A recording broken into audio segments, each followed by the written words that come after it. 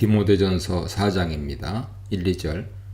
경건한 복음의 비밀을 말한 후에 거짓 교사들의 속이는 가르침에 대해 지적합니다.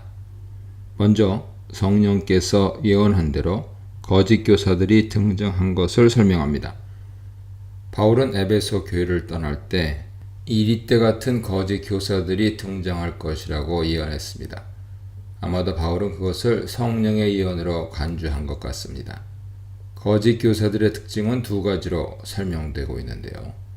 첫째, 그들은 믿음에서 떠나 미혹하는 영과 귀신의 가르침을 따라간 자들입니다. 둘째, 그들은 양심이 화인 맞아서 외식함으로 거짓말하는 자들입니다. 거짓 교사들이 믿음을 떠났다는 것은 그들도 원래는 복음을 받고 교회에 속했던 사람들임을 암시하고 있습니다.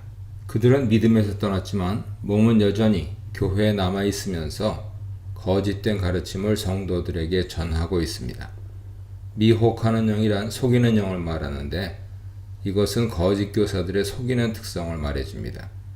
바울은 거짓 교사들의 가르침을 귀신의 가르침이라고 정죄하면서 그들의 속이는 특징을 한층 더 강조하고 있습니다.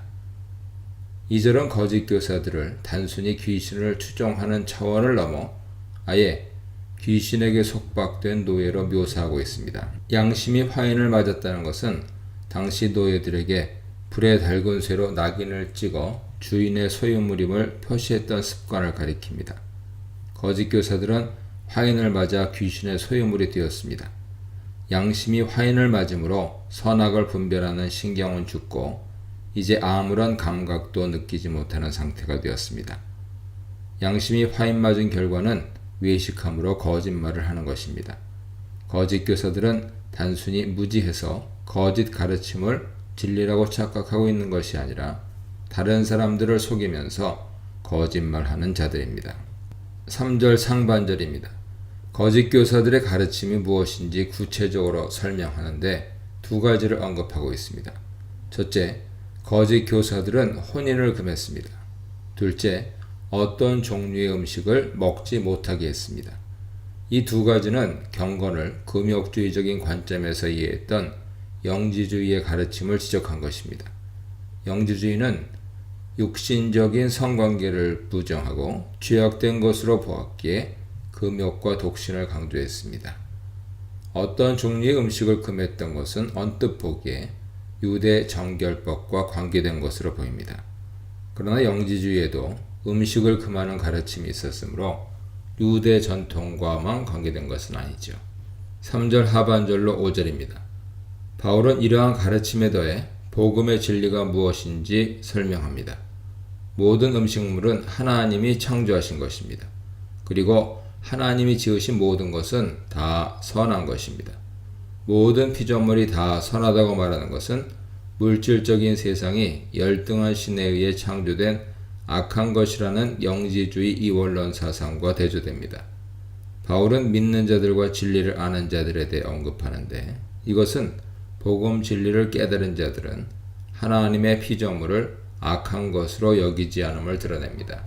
4절과 5절은 이해하기 다소 모호한데요.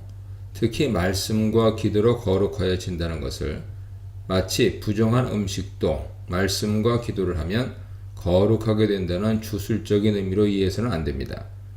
아마 바울은 여기서 우상에게 바쳤던 음식을 염두에 두었던 것 같습니다.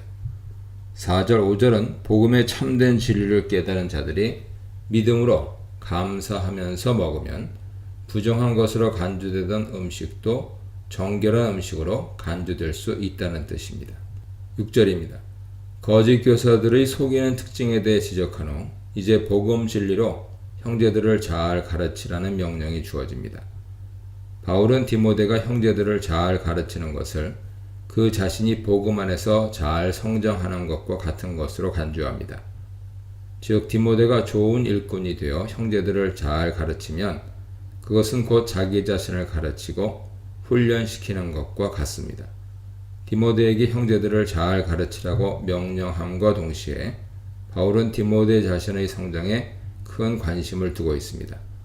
형제들을 잘 가르치는 것은 디모데 자신을 잘 성장시키는 것입니다. 7, 8절입니다. 바울은 운동선수가 자신을 훈련하는 것에 비유하여 경건의 훈련에 대해 설명합니다. 경건의 훈련이란 망령되고 허탄한 신화를 버리고 복음 진리 가운데 거하는 것이죠. 거짓 교사들의 가르침은 망령되고 허탄한 신화로 간주됩니다. 망령된 것은 경건하지 않은 것을 말하며 허탄한 것은 지혜와 반대되는 어리석은 것을 말합니다. 육신의 연단과 경건의 연단을 비교하면서 경건의 훈련이 더 유익한 것이라고 강조합니다.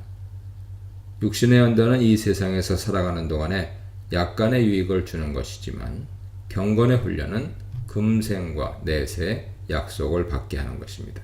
9절 10절입니다. 바울은 다시 복음 진리는 모든 사람이 받아야 할 진실하고 믿을 만한 것이라고 강조합니다. 이러한 표현은 2장 15절과 3장 1절에 이어 반복적으로 사용되고 있습니다. 하나님은 우리의 구원자시며 모든 믿는 사람들을 구원하십니다. 바울은 이 복음을 전파하기 위해 지금까지 수고하며 힘쓰고 있습니다. 디모데도 바울처럼 이 복음을 위해 수고하고 힘쓰는 자가 되어야 합니다. 11, 13절입니다. 바울은 젊은 디모데가 교회에서 업신여김을 당하지 않을까 염려합니다. 이전에 디모데를 고린도 교회에 보낼 때도 성도들에게 디모데를 업신여기지 말고 잘 영접하라고 권했던 적이 있습니다. 고린도에서 16장 11절 보세요.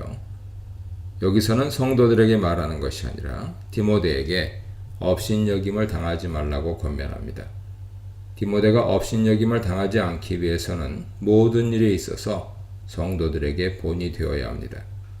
바울은 특별히 말과 행실과 사랑과 믿음과 정절에 있어 믿는 자들에게 본이 되라고 말합니다.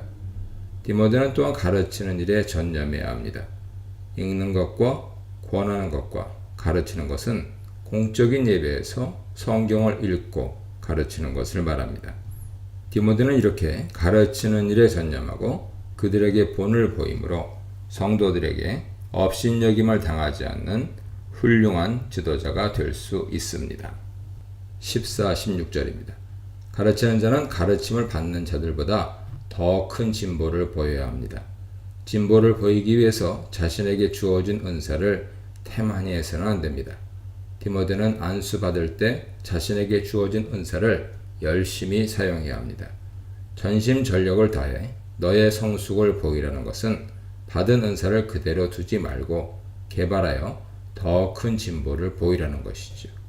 디모데가 받은 은사는 가르치는 은사입니다. 그는 가르치고 자신이 가르친 대로 행하는 일에 전심전력해야 합니다. 바울은 16절에서 네 자신과 가르침을 살피라고 말하는데 이것은 가르침과 행하는 일이 하나가 되어야 한다는 것을 강조합니다.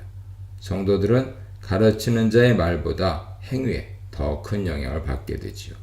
바울은 디모데에게 내가 이것을 행함으로 네 자신과 다른 사람들을 구원하게 될 것이라고 말합니다. 목회자에게는 바르게 가르치는 것도 중요하지만 가르친 대로 행하는 것이 더 중요합니다. 이 문단에서는 참 지도자의 조건인 경건, 일상에서 실현되는 경건, 연습으로 형성되는 경건에 대해 묵상해 보시기 바랍니다.